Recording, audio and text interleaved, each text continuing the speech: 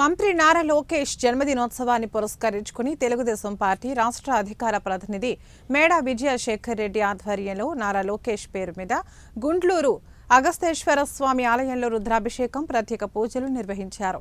అనంతరం రక్తదాన శిబిరాన్ని రాజంపేటలో ఆయన కార్యాలయం వద్ద ఏర్పాటు చేసిన రక్తదాన శిబిరాన్ని ప్రారంభించారు. ఈ కార్యక్రమంలో పార్టీ కార్యకర్తలు, నాయకులు, పుర ప్రజలు స్వచ్ఛందంగా పాల్గొని రక్తదానం చేశారు.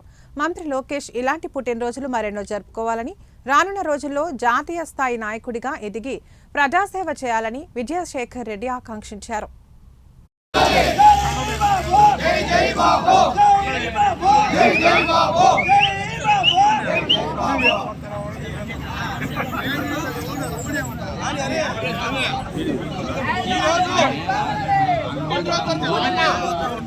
మన ప్రియతమ నేత కాబోయే ఉప ముఖ్యమంత్రి, రాబోయే తరాలకు భావి నాయకుడు, గత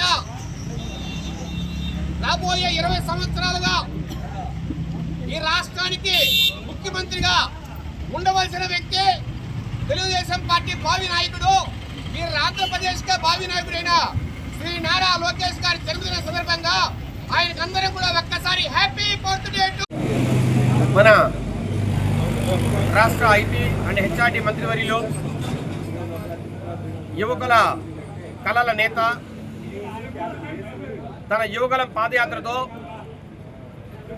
అద్భుతమైన రీతిలో వైకాపా పార్టీని, అట్లాగే వైకాపా ప్రభుత్వాన్ని ఒక్కటే వేలతో పెకిలించి వేసి బంగాళాఖాతంలో విసిరి కొట్టిన నారా లోకేష్ గారి జన్మదిన సందర్భంగా ఈరోజు రాష్ట్రమంతా పెద్ద ఎత్తున కార్యక్రమాలు జరుగుతున్నాయి. దాంట్లో భాగంగానే రాజంపేటలో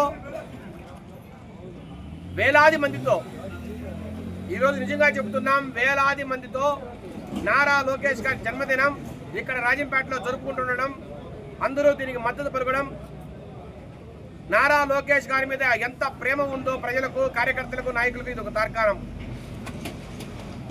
రాబోయే రోజుల్లో వచ్చే 20-30 సంవత్సరాల్లో ఆయన ఈ రాష్ట్రానికి అద్భుతంగా సేవ చేయాలని, భావి ఆంధ్రప్రదేశ్ ముఖ్యమంత్రిగా